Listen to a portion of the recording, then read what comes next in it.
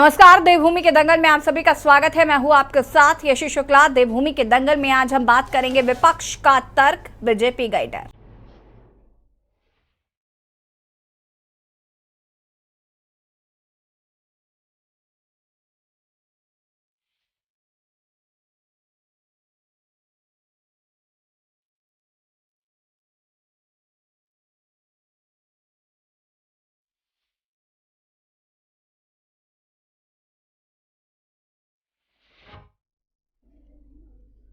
उत्तराखंड में 2024 के लोकसभा चुनाव की तैयारियों में जुटी धामी सरकार की मुश्किलें निकाय चुनाव ने बढ़ा दी है। दरअसल निकायों का कार्यकाल 2 दिसंबर को समाप्त हो रहा है। नियम के तहत निकायों के कार्यकाल समाप्त होने से 6 महीने पहले निकाय चुनाव का कार्यक्रम घोषित किया जाता है ताकि नए बोर्ड का गठन तय समय के भीतर हो सके। राज्य में अक्टूबर का महीना खत्म होने को है, लेकिन अब तक सरकार ने निकाय चुनाव के लिए कोई प्रक्रिया शुरू नहीं की, जिससे ये माना जा रहा है कि सरकार लोकसभा चुनाव से पहले निकाय चुनाव कराने के मूड में ही नहीं है। हालांकि बीजेपी का कहना है कि सरकार निकाय चुनाव कराने के पक्ष में है, लेकिन विपक्षी दलों ने सरकार पर दबाव बनाते हुए जल्द निकाय चुनाव कराने की मांग की है। विपक्ष का तर्क है कि बीजेपी हार के डर से निकाय चुनाव नहीं करा रही है। इसके साथ ही विपक्षी दलों ने यह भी दावा किया है कि लोकसभा चुनाव में जनता भाजपा को सबक सिखाने का काम करेगी, क्योंकि जनता बेरोजगारी, महंगाई, बदहाल कानून व्यवस्था समेत तमाम मुद्दों से परेशान है। ऐसे में भाजपा को हार का डर सता रहा है। वहीं भाजपा ने लोकसभा चुनाव की तैयारियों को तेज कर दिया। देहरादून के आरएसएस कार्यालय में आज आरएसएस की एक महत्वपूर्ण बैठक हुई। बैठक में पार्टी के प्रदेश अध्यक्ष महेंद्र भट्ट समेत तमाम दिग्गज नेता पहुंचे। बैठक में 2024 के लोकसभा चुनाव को जीतने पर मंथन किया गया। वहीं विपक्ष ने आरएसएस की इस बैठक पर कटाक्ष किया है। सवाल यह है कि क्या सरकार लोकसभा चुनाव से पहले निकाय चुनाव का जोखिम नहीं लेना चाहती? आज हम इसी मुद्दे पर चर्चा करेंगे। निकाय चुनाव की अगर हम बात करें तो काफी लंबे समय से विपक्ष मांग कर रहा है। इससे पहले भी हम देवभूमि के दंगल में इस पर चर्चा कर चुके हैं और सत्ता पक्ष के प्रवक्ता का ऐसा कहना था कि सत्ता पक्ष जो है वो निकाय चुनाव कराने के फेवर में है, लेकिन विपक्ष चाहता है कि निकाय चुनाव जल्द कराए जाएं। फिलहाल विपक्ष का ऐसा मानना है कि कहीं ना कहीं सत्ता पक्ष डरा हुआ है और लोकसभा चुनाव से पहले निकाय चुनाव कराना कहीं ना कहीं उनकी छवि को इफेक्ट कर सकता है, क्योंकि निकाय चुनाव में जनता बहुत ज्यादा आक्रोशित है सत्ता पक्ष से और निकाय चुनाव में जनता सबक सिखाएगी बीजेपी को। और उससे पहले लोकसभा चुनाव से पहले अगर निकाय चुनाव करा दिए जाते हैं तो उससे कहीं ना कहीं उनकी छवि पर इसका असर पड़ेगा, इसलिए निकाय चुनाव नहीं कराए जा रहे। बीजेपी की बात करें तो बीजेपी निकाय चुनाव को लेकर लगातार ये अपडेट आ रहा है कि निकाय चुनाव जल्द कराए जाएंगे। निकाय चुनाव को लेकर तैयारियां चल रही हैं। आपको ये भी बता दें कि हाईकोर्ट ने भी अभी एक दिन इस पर अपना रुख रखा था और कहा था कि सरकार इस पर जवाब दे, साथ ही साथ निकाय चुनाव जल्द से जल्द कराए जाएं। निकाय चुनाव चूंकि 2 दिसंबर को कार्यकाल खत्म हो रहा है, तो उससे पहले की जो रूपरेखा तैयार की जाती है वो अभी तक क्यों नहीं कराई जा रही है। यहाँ तक कि राज्य निर्वाचन आयोग को भी कटघरे में खड़ा किया कोर्ट ने और पूछा कि क्या सरकार के हिसाब से जो चुनाव कमेटी है वो काम कर रही है, क्या इलेक्शन कमेटी जो है वो सरकार के हिसाब से काम करी? अगर सरकार नहीं चाहेगी तो निकाय चुनाव नहीं होंगे। हाईकोर्ट की इस तीखी तल्ख टिप्पणी के बाद आपको बता दें कि विपक्ष ने सरकार को घेरना शुरू कर दिया था। उस वक्त भी सत्ता पक्ष का यही कहना था कि निकाय चुनाव अपने समय से ही होंगे और सत्ता पक्ष इसको कराने के लिए तैयार है। लेकिन अभी भी सवाल यह है कि 2 दिसंबर का चूंकि कार्यकाल खत्म हो रहा है, अक्टूबर एंड में है हम, साथ ही साथ अगर बात करें तो बीच में नवंबर का वक्त बचता है। इन्वेस्टर समिट का भी आयोजन उत्तराखंड में किया जा रहा है।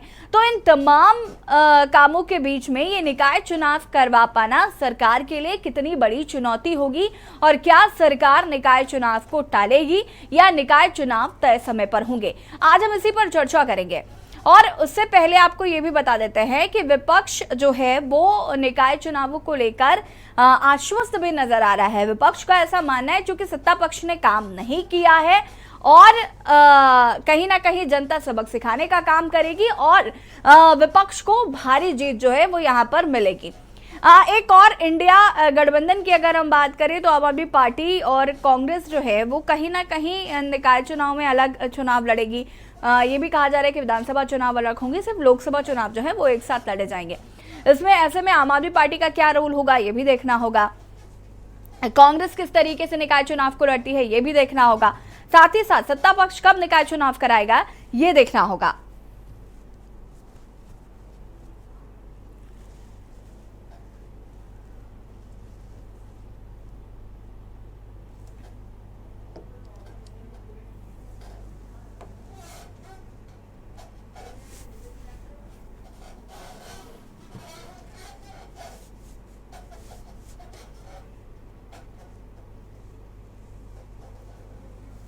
निकाय चुनाव को लेकर कहीं ना कहीं सरकार की टेंशन बढ़ गई है। 2 दिसंबर को आपको बता दें कि ये निकाय चुनाव जो पहले हुए थे उनका कार्यकाल खत्म हो रहा है और कहीं ना कहीं विपक्ष लगातार इसको लेकर सरकार को घेर रहा है।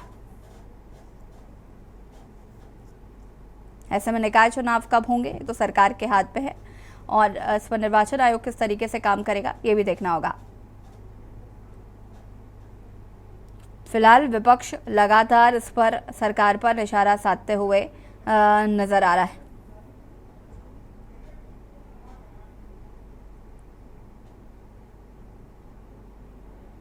और आपको ये भी बता दें कि फिलहाल ये भी माना जा रहा है कि नवंबर में शायद निकाय चुनाव नहीं हो पाएंगे क्योंकि 102 नगर निकायों के चुनाव हैं और तैयारियां अभी तक पूरी नहीं की जा रही है।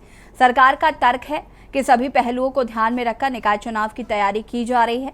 सभी निकायों में ओबीसी सर्वेक्षण चल रहा है। अभी तक श्रीनगर और हरिद्वार के शिवालिक नगर की सर्वेक्षण रिपोर्ट एक सदस्यीय समर्पित आयोग की प्राप्त नहीं है।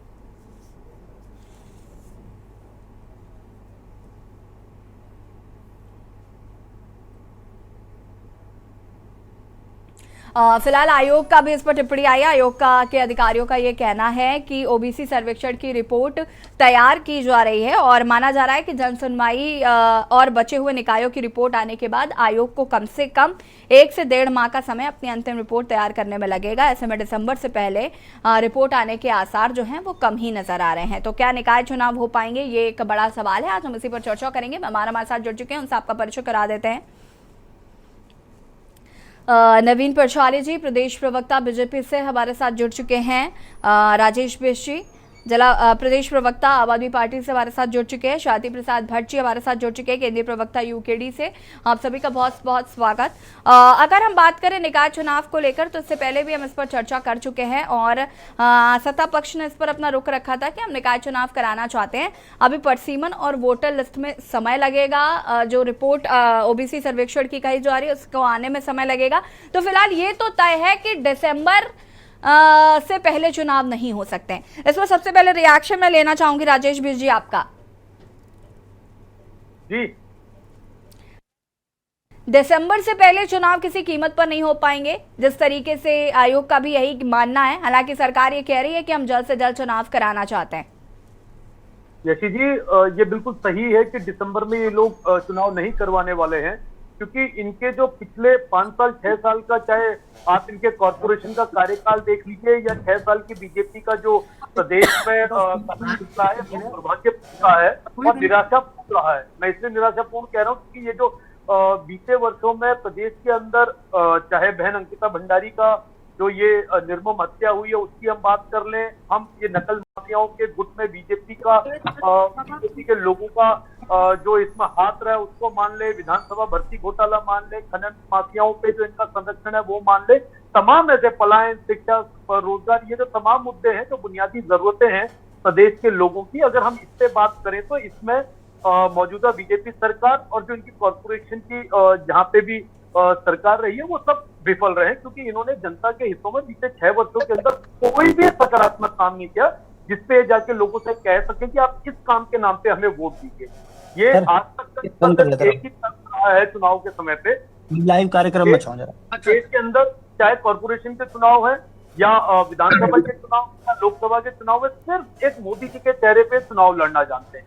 मुझे ये लगता है कि दिसंबर में शायद मोदी जी बहुत ज्यादा व्यस्त है, वो इन्हें समय नहीं दे पा रहे हैं, इसीलिए दिसंबर में चुनाव नहीं करवाना चाहते। अगर मोदी जी इन्हें नगर निकाय के चुनाव के लिए समय दे देंगे और बता देंगे कि मैं यहाँ के सभा करने वाला हूँ, तो शायद ये उन चुनाव की घोषणा जल्द से जल्द कर दें। और जिस प्रकार से जहां जहां पे भी इनके नगर निगम में आप वहां के हालात अगर आप देखेंगे, जैसे इस समय हमारा उत्तराखंड डेंगू से प्रभावित है, डेंगू की वजह से जितनी भी चाहे वो मृत्यु हो रही है, अस्पतालों में बेड नहीं है, लोगों के पास आसपास का जो सड़क है, नालियां हैं, सीवर है, उनकी प्रॉपर साफ सफाई नहीं हो पा रही है। जैसे देहरादून के बारे में बताया जाता है कि वहां पे जहाँ पे रिहायशी इलाके हैं वहां पे बिजली नहीं है, लोगों के पास खंभे, जो सरकारी खंभे होने चाहिए, जो लोगों को रोशनी जहाँ पे मिलनी चाहिए, वो व्यवस्थाएं नहीं दे पा रही। तो तमाम ऐसे मुद्दे हैं जिसमें ये लोग आगे आके अपनी उन कमियों को छुपाने का काम कर रहे हैं, जिसकी वजह से चुनाव को टालेंगे। और यही काम इन्होंने दिल्ली में भी किया।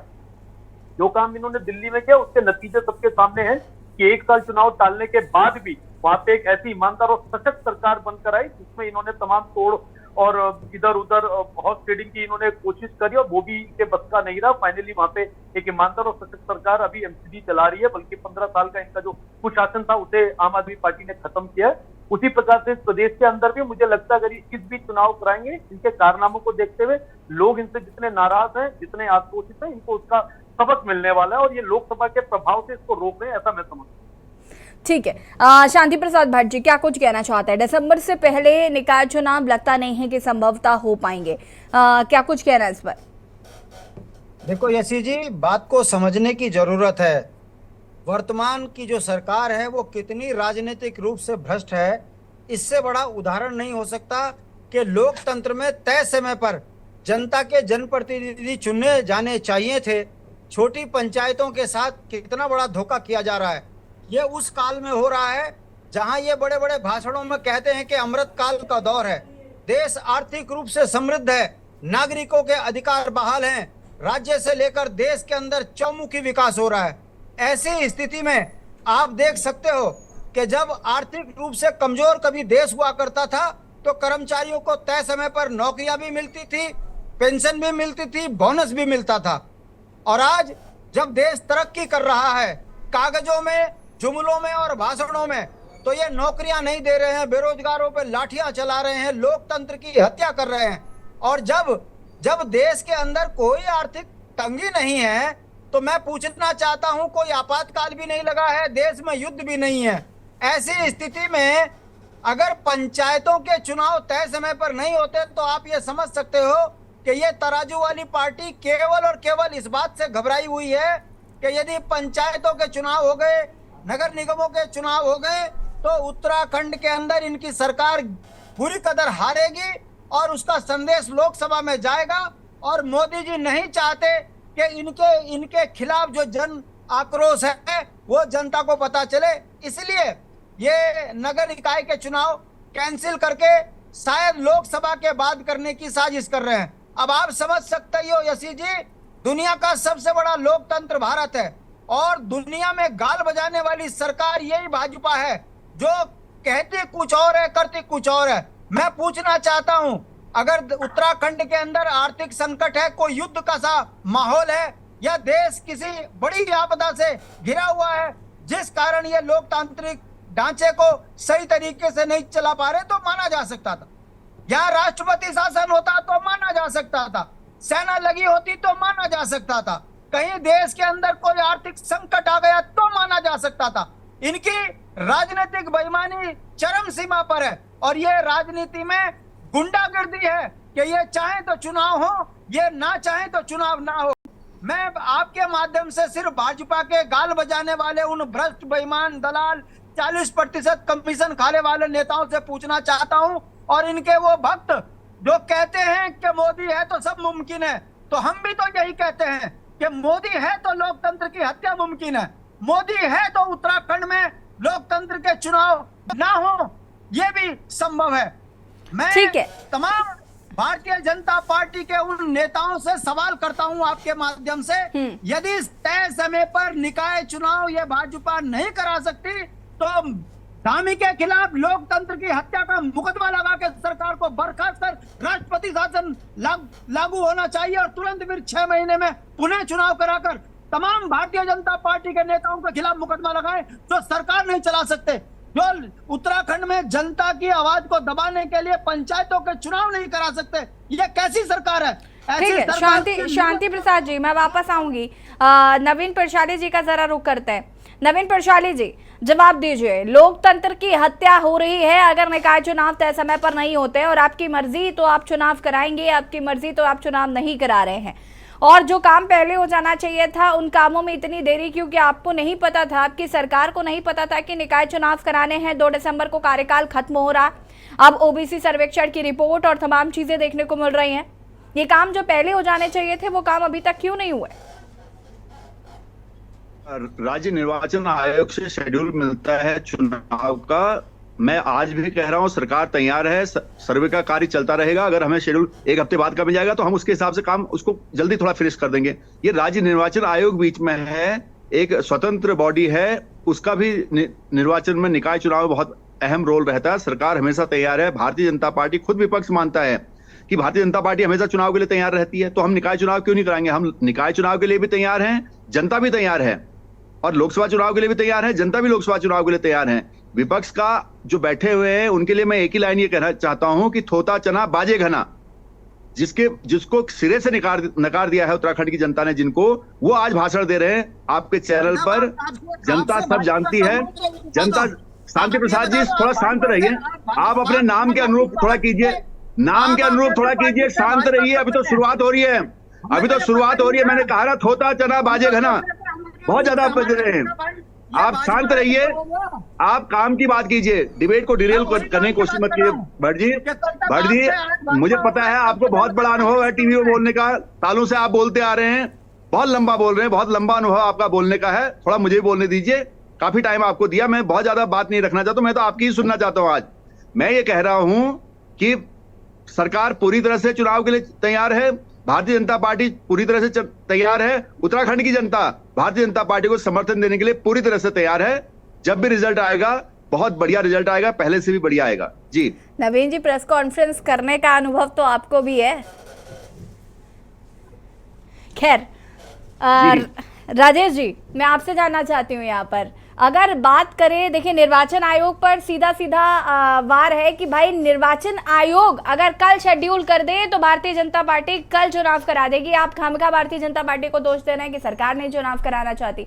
सरकार कह रही है हमारी मंशा बिल्कुल साफ है, हम चुनाव जीतेंगे भी, लेकिन अब निर्वाचन आयोग अगर नहीं करा रहा है तो उसमें उनकी क्या गलती है? और ये बात, इतनी सी बात विपक्ष को समझ में क्यों नहीं आ रही? 2-3 जगह तो सत्ता में आप भी है।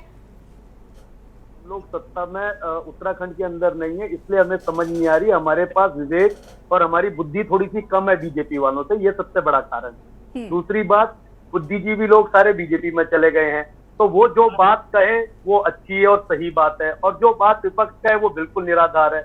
मैं ये कहना चाहता हूं, अगर इलेक्शन कमीशन कहीं देरी कर रहा है तो क्या यहाँ से इन्होंने कोई प्रपोजल भेजा कि हमारे हाथ का कोई काम नहीं रुक रहा है जिसकी वजह से आपके इलेक्शन को डिले कर रहे हैं? हम चाहते हैं समय में इलेक्शन, तो क्या इनकी तरह से सरकार की तरफ से कोई पत्राचार हुआ है उनके साथ? अगर पत्राचार हुआ है तो ये बताएं, सबके समक्ष रख दें उस पत्राचार को। अगर इन्हें कोई आपत्ति नहीं है तो ये प्रपोज क्यों नहीं कर रहे हैं इलेक्शन के लिए? ये प्रपोज कर दें ना, समस्या किसको है? हमें कोई समस्या नहीं है। और ये चुनाव हर जगह जीतते हैं, जैसे दिल्ली में एमसीडी चुनाव जीत रहे थे, ये जीतते जीतते हार गए, पायदान पे पहुंचते पहुंचते हार गए, तोड़ने का काम इन्होंने पार्षदों को वहां पे दबा के किया। तो ये कोई नई बात नहीं है बीजेपी के लिए। इनके लिए एमसीडी के चुनाव जीतना कोई आसान बात, कोई मुश्किल काम नहीं। ये तो वहां विधानसभा में सरकारें गिरा दे रहे। मध्य प्रदेश में इन्होंने सरकार गिरा दी, गोवा में इन्होंने सरकार गिरा दी, नॉर्थ ईस्ट के स्टेट में सरकार। भाई उत्तराखंड में आओ ना, कहाँ बात कर रहे हैं आप? कभी मध्य प्रदेश चले जाते हैं, कभी पंजाब चले जाते हैं, कभी कहीं चले जाते हैं, उसको छोड़ो, बात करो उत्तराखंड की। इधर की बात ना करें, बता कारवां क्यों लूटा? फोकस रहो मुद्दे पर, रहिए आप। देखो आप लोगों को अनर्गल बात करने की, आप किसी भी डिबेट में आपके पेट लाइन्स हैं, उन लाइनों को आप बोल देते हैं, सत्ता पक्ष चाहे जवाब किसी उस पर बोल देते हैं। आइए ना, आप राज्य निर्वाचन आयोग के पास कब जा रहे हैं? जाएंगे कभी पूछने?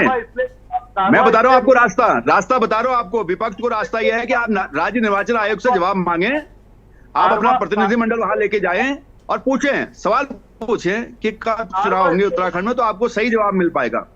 सरकार तैयार है, मैंने कह दिया। मैं सरकार का प्रवक्ता नहीं हूं, लेकिन भारतीय जनता पार्टी का प्रवक्ता होने के नाते मैंने बोल दिया है कि सरकार तैयार है, हमारी सरकार, भारतीय जनता पार्टी की सरकार चुनाव के लिए तैयार है। अगर आपको जवाब असली चाहिए तो आप राज्य निर्वाचन आयोग के पास डेलीगेशन ले जाइए, वो आपको मदद कर सकते हैं। इतना रास्ता मैं आपको बता सकता हूँ।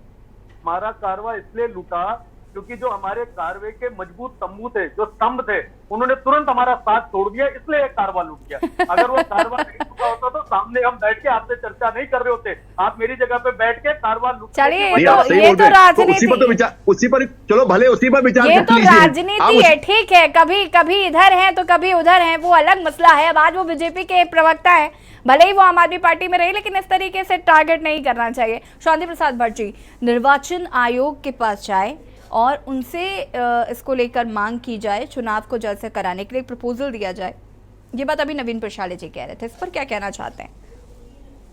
यसी जी, यही बात समझने वाली है। ये वो भाजपा है जब फंसती है तो कहती है अधिकारी दोषी हैं, और वैसे गाल बजाने के लिए देश के अंदर तरक्की करा रहे हैं मोदी जी। मोदी है तो मुमकिन है। जब इनसे मणिपुर पे सवाल करें तो ये गूंगे हो जाते हैं, मगर इजराइल पे आजकल ये चौक चौराहों पर डांस कर करके कह रहे हैं हम इजराइल के साथ हैं। अरे आप उत्तराखंड की जनता के साथ नहीं हो, आप देश की जनता के साथ हो। आप हमास के साथ हैं क्या? हो चुका है, आप हमास के साथ हैं? ऐसी स्थिति में साथी हैं? अरे भैया, हम हमास के साथ नहीं, हम उत्तराखंड की जनता के साथ हैं। हम आप जैसे जुमलेबाजी का, नौटंकी का हम आपका खुलासा कर रहे हैं। हम ये कहना चाह रहे हैं कि यदि खुलासा हो रहा है भारतीय जनता पार्टी की इजराइल आतंकवाद के खिलाफ खड़ा नवीन जी है। बीच में इंटरप्ट करेंगे तो नहीं चल पाएगा। उन पे कार्रवाई करें। अगर आपके निर्वाचन अधिकारी काम नहीं कर रहे हैं समय पर तो कार्रवाई करें। आप 6 महीने से क्या देख रहे थे नगर निकाय में? आपका जो सचिव है नगर का, वो क्या देख रहा था? मुख्यमंत्री क्या देख रहे थे? मतलब जब आपके गरेबान में जांच, आप सही क्यों नहीं बोलते कि आप डरे हुए हो चुनाव हार का?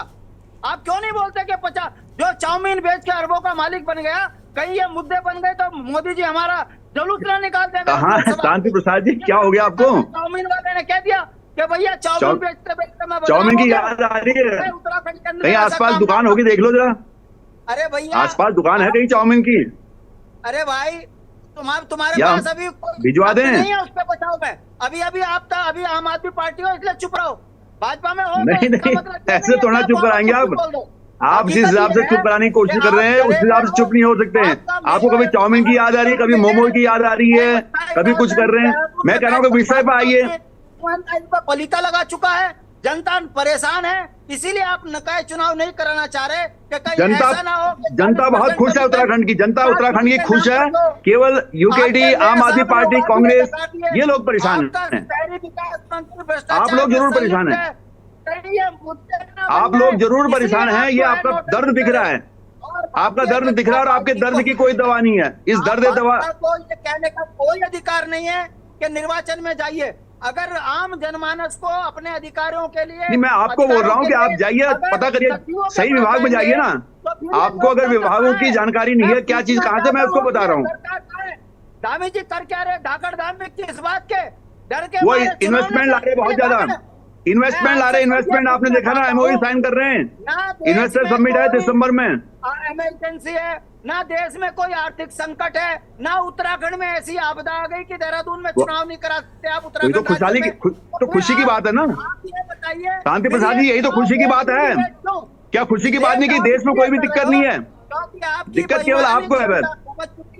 और आप इस भारत की इकोनॉमी ऊपर बढ़ रही है और आगे बढ़ जाएगी। भारत मजबूत हो रहा है, भारत सशक्त हो रहा है, विकसित राष्ट्र बन रहा है। भारतीय जनता किसी को कोई परेशानी नहीं है, जनता बहुत खुश है। आप चाउमीन वाले का इतना बचाव मत कीजिए, आप पे भी लग जाएगा आरोप।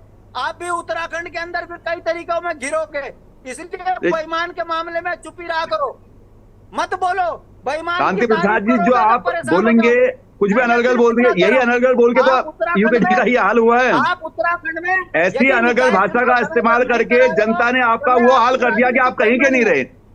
आप जनता ने हाल वो कर दिया, कहीं के नहीं रहे।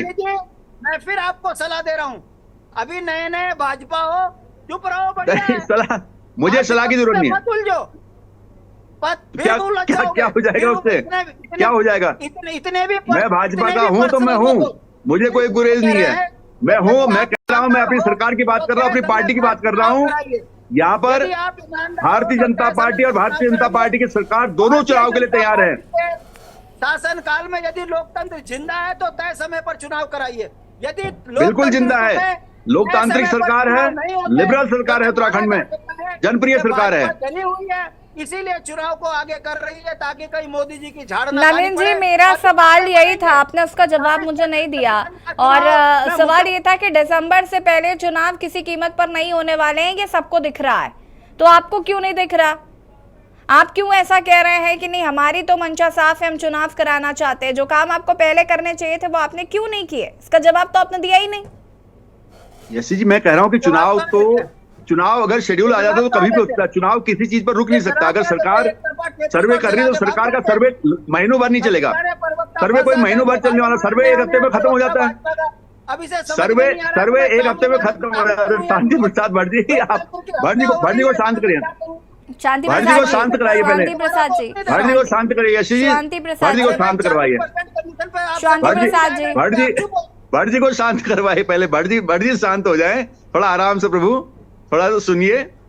मैं ये कहने की कोशिश कर रहा हूँ कि जो सर्वे, जिस सर्वे को आधार बनाया जा रहा है, वो सर्वे तो 5 दिन का काम है, 6 दिन का काम है। उसकी रिपोर्ट हम न्यायालय में भी सबमिट करेंगे, क्योंकि न्यायालय ने जवाब मांगा राज्य निर्वाचन आयोग और सरकार से, उसका जवाब वहां पर दिया जाएगा, वो काम खत्म किया जाएगा। चुनाव कहां पर है? चुनाव पूरी तरह से राज्य निर्वाचन आयोग के ऊपर है कि वो कब कराना चाहते हैं। जो शेड्यूल वो देंगे उस तय शेड्यूल को फुलफिल किया जाएगा सरकार द्वारा, ये आश्वासन हम आपको दे रहे हैं। तो इसलिए मैं विपक्ष को भी बोल रहा हूं कि थोड़ा सा राज्य निर्वाचन आयोग के पास आप जा सकते हैं, ज्यादा जानकारी ले सकते हैं। निर्वाचन आयोग ही ये बात कह रहा है कि भाई सभी निकायों के बाद परिसीमन भी करना है, और विशेषकर उन निकायों में जो अभी नए बने हुए हैं और जिनका सीमा विस्तार हुआ है, ये सारी चीजें निकाय चुनाव, निर्वाचन आयोग ये बात कह रहा है निकाय चुनाव को लेकर। आप उत्तर तो इसमें मिल रहा है ना कि हमारी सरकार ने कुछ नए निकाय बनाए हैं, बहुत सारे निकायों को बनाया गया है, बहुत जनता को सुविधा देने के लिए नए निकायों को बनाया गया है। जब नए निकाय बनते हैं तो थोड़ा उसमें टाइम लगेगा। अब वो टाइम लग रहा है तो वो टाइम है। राज्य निर्वाचन आयोग अपने आप में जवाब दे रहे हैं, सरकार अपने आप में जवाब दे रही है। विपक्ष को खाली हो रही है कि हमने काफी सारे नए निकायों का गठन किया है, उन निकायों में भी परिसीमन होना है, उसमें समय तो लगेगा थोड़ा बहुत, लेकिन फिर भी हम कह रहे हैं कि हमारी सरकार तय समय पर सब कुछ कर देगी। अगर राज्य निर्वाचन आयोग शेड्यूल देता है तो पूरी तरह से फुलफिल किया जाएगा, ये आश्वासन आपको आपके चैनल पर दिया जा रहा है।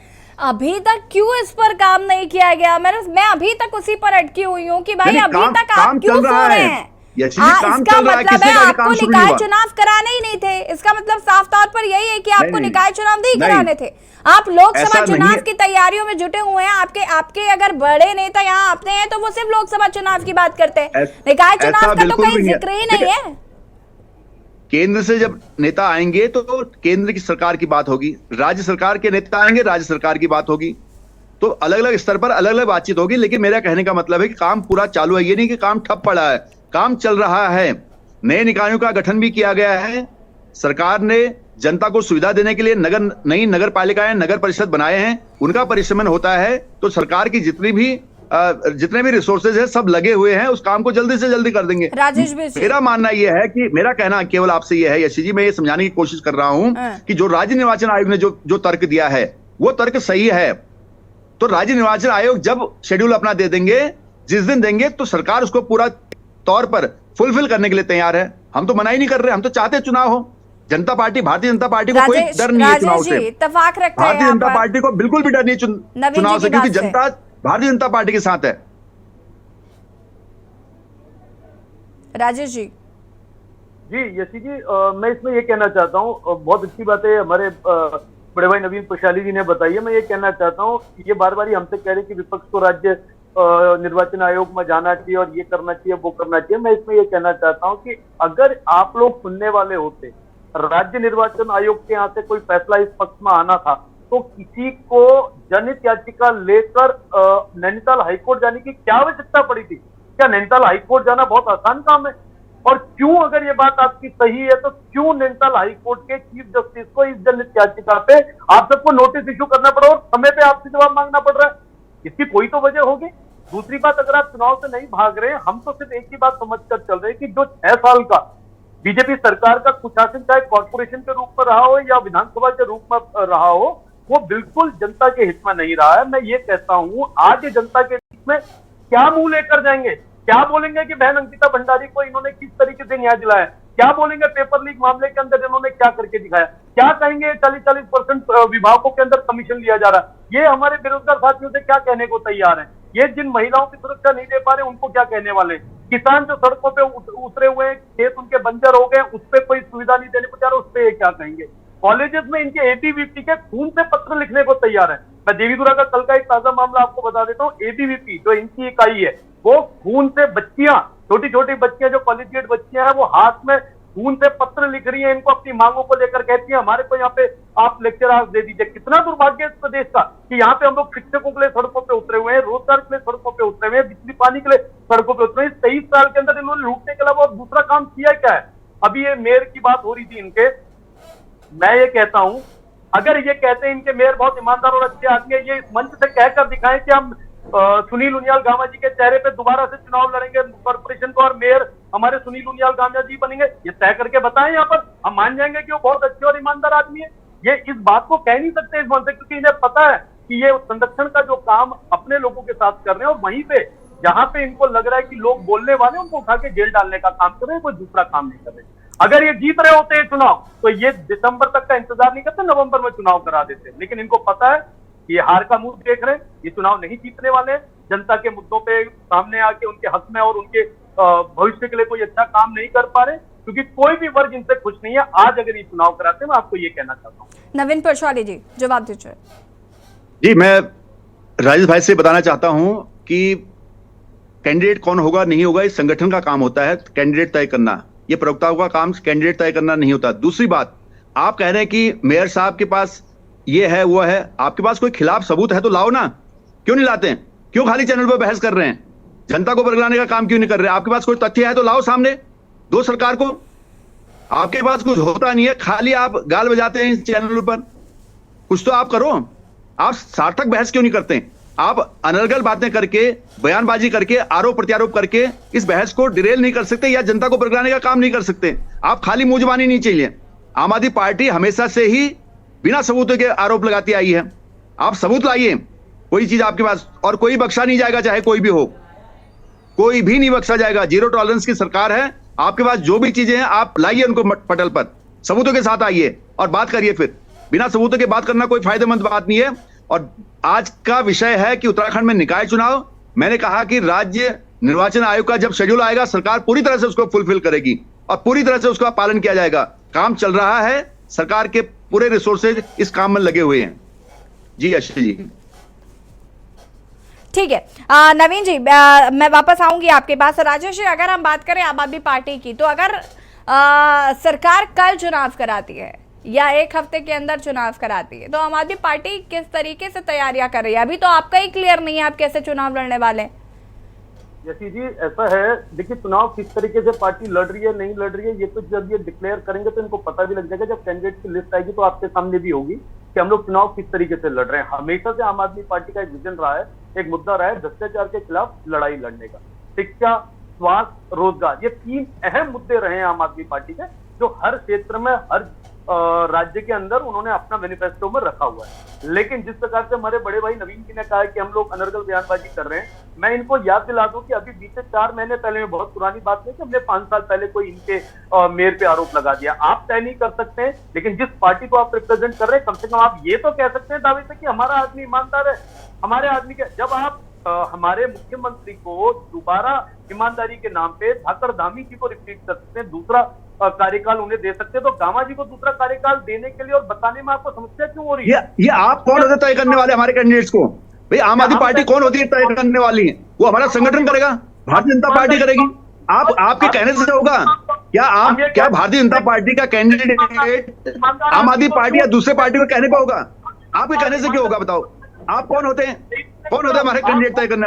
आप तो अपने कैंडिडेट ढूंढ लो। आपके पास देहरादून निकाय, एक निकाय चुनाव। राजेश जी, मैं चैलेंज कर रहा हूं यहाँ पर आम आदमी पार्टी को चैलेंज। अगर आप 100 निकाय, अगर उत्तराखंड देहरादून के 100 निकायों पर आप कैंडिडेट खड़े कर देंगे तो हम राजनीति छोड़ देंगे। मैं राजनीति छोड़ दूंगा जिस दिन आप 100 कैंडिडेट खड़े कर देंगे यहाँ पर। इस चैलेंज को स्वीकारोगे आप स्वीकारोगे चैलेंज को? मैं राजनीति छोड़ूंगा।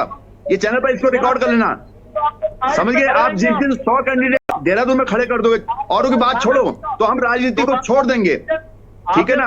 और आपके कहने से ना कहने से हमारे कैंडिडेट तय नहीं होंगे, वो हम करेंगे, हमारा संगठन करेगा, हमारा इंटरनल मैटर है, वो इंटरनल मैटर है। ऐसे मत करिए आप बिल्कुल वो ऐसे मत करिए। जो कह रहे हैं ना कि हमारे गामा हमारे बहुत अच्छे आदमी, हम कह रहे हैं रिपीट कीजिए उसको। मैं कह रहा हूं अगर आपके पास कुछ है तो लाओ, नहीं तो इस बात पर मानहानि हो जाएगी आपकी। अगर बिना सबूतों के बात करोगे तो मानहानि का दबाव भुगतना पड़ेगा, इसलिए अनर्गल बातें मत करो, अनर्गल बातें नहीं होनी चाहिए। अगर सबूत है तो लाइए, सबूत है तो लाइए, नहीं तो मानहानि के लिए तैयार रहिए आप लोग। इस तरह से आप हमारे नेताओं को बदनाम नहीं कर सकते, इस तरह से भारतीय जनता पार्टी की सरकार को बदनाम नहीं किया जा सकता बिना तथ्यों का।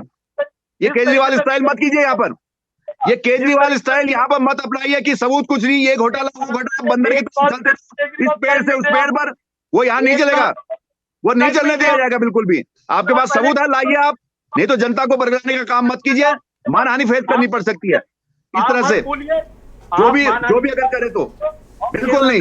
अगर आप, मैं आज भी फिर अपनी बयान को रिपीट कर रहा हूं कि आम आदमी पार्टी अगर देहरादून के 100 सीटों पर अपने कैंडिडेट उतार तो राजनीति यहाँ पर डराने का काम मत कीजिए, डेफेमेशन करना है डेफेमेशन कीजिए, डराने का काम मत कीजिए।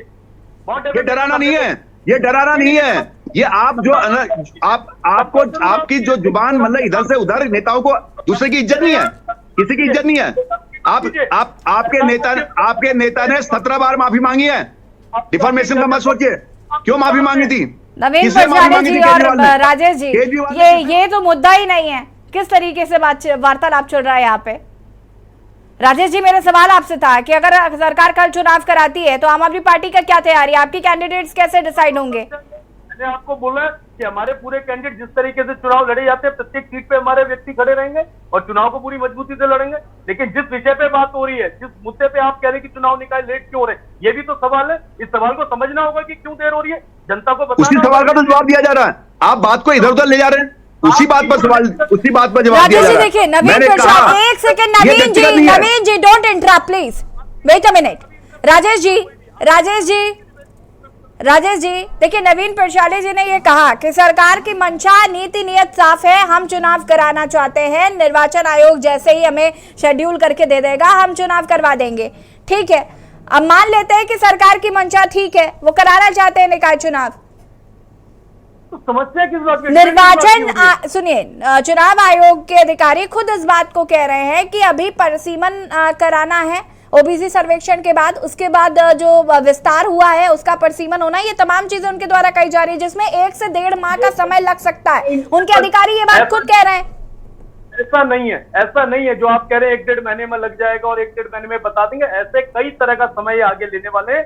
आप भी इस डिबेट में बैठी हैं और 2 महीने बाद 3 महीने बाद आप दोबारा इस मुद्दे पे डिबेट कराएंगी कि 2 दिसंबर का टाइम था, 2 दिसंबर का टाइम निकल गया, देखिए चुनाव आगे को टल गए। इसकी वजह को समझना होगा। परिसीमन करने वाले कौन लोग हैं? किसी राज्य के अधिकारी हैं, किसी राज्य के कर्मचारी हैं, क्यों नहीं करवाते समय से उसको, क्यों वो डिले कर रहे हैं? अगर वो डिले कर रहे हैं तो उनकी जिम्मेदारी क्यों फिक्स नहीं की जा रही है? उन पे किस तरह का कोई कार्रवाई नहीं करी जा रही है? समय बाउंड अगर किया हुआ है तो समय बाउंड के लिए कोर्ट में क्यों जाना पड़ा व्यक्ति को? आप इस बात को सोचिए ना कि अगर कोर्ट में कोई व्यक्ति जा रहा है उसके क्या कारण है? कोर्ट अगर इसको इंटरवीन कर रहा है तो कोई तो कारण होगा। उनको लग रहा है कि ये समय से नहीं कराने वाले चुनाव, और अभी तक अगर चुनाव होता है इनके कैंडिडेट पूरे झंडे बैनर इनके पूरे उत्तराखंड के अंदर छा गए होते। 111 लोकल बॉडीज, इसकी वजह से आप समझिए ना कितनी परेशानी में पड़ने वाली है।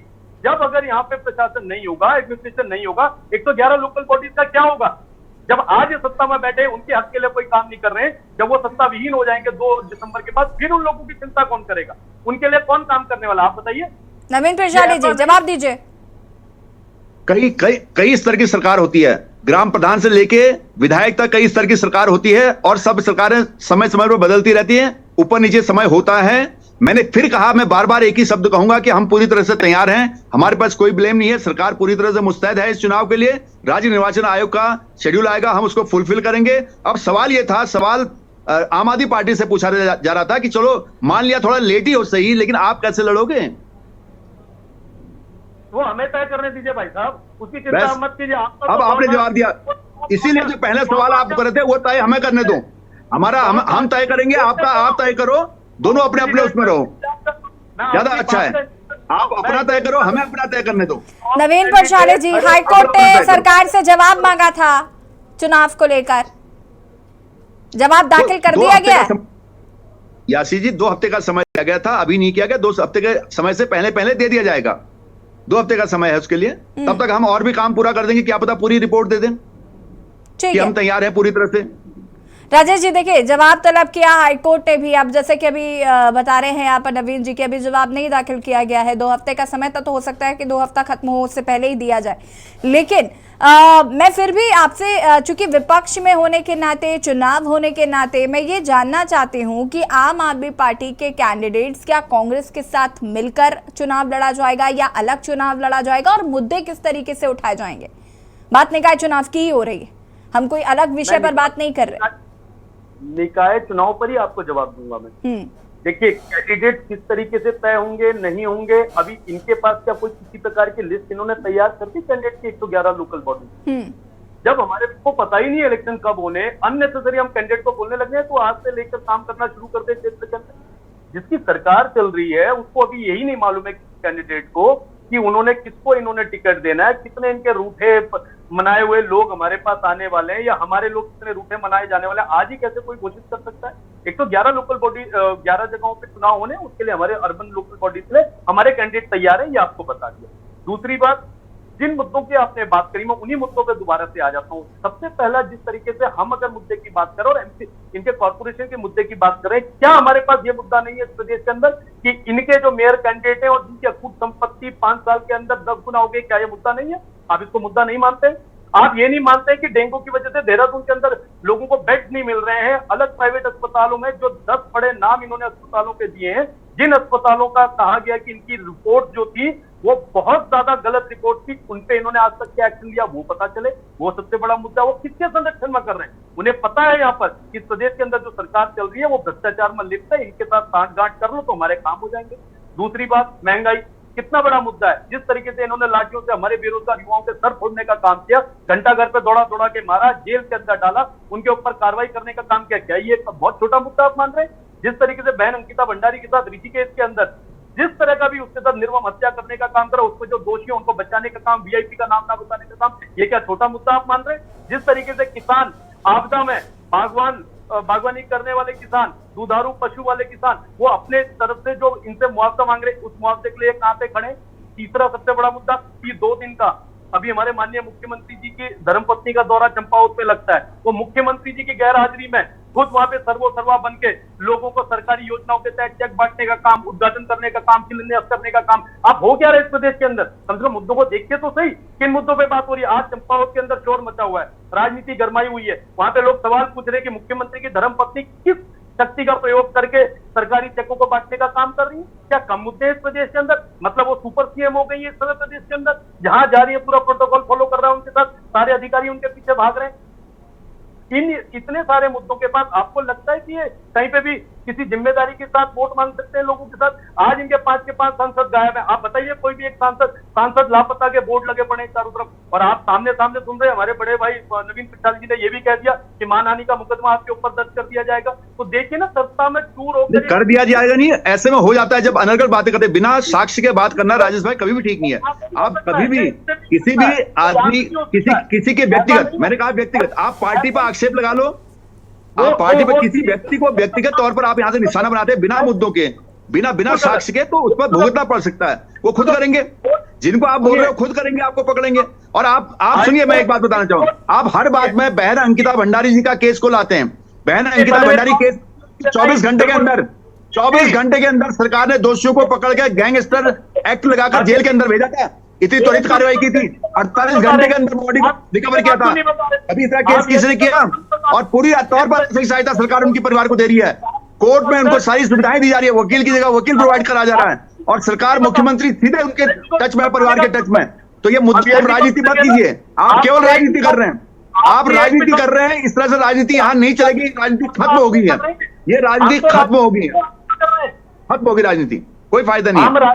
इस प्रकार की राजनीति का उत्तराखंड में कोई जगह नहीं है, कोई स्थान नहीं है। हम आपकी बात मान गए, कर रहे हैं, आप क्या कर रहे हैं ये तो बता दीजिए, आप क्या कर रहे हैं? जनहित का काम कर रहे हैं, सरकार काम कर रही है, कल्याणकारी सरकार है, पूरा इन्वेस्टमेंट लाने का सरकार प्रयास कर रही है, पूरा मुख्यमंत्री जी प्रयास कर रहे हैं। वर्ष 2025 तक उत्तराखंड को अग्रणी राज्य की चलिए श्रेणी में ठीक है। लाने का जो देखिए लक्ष्य राजेश जी और नवीन जी, हम उम्मीद करते हैं कि निकाय चुनाव जो है वो होंगे, जल्द होंगे और इस पर जल्द से जल्द सरकार का भी जो रुख है वो आएगा।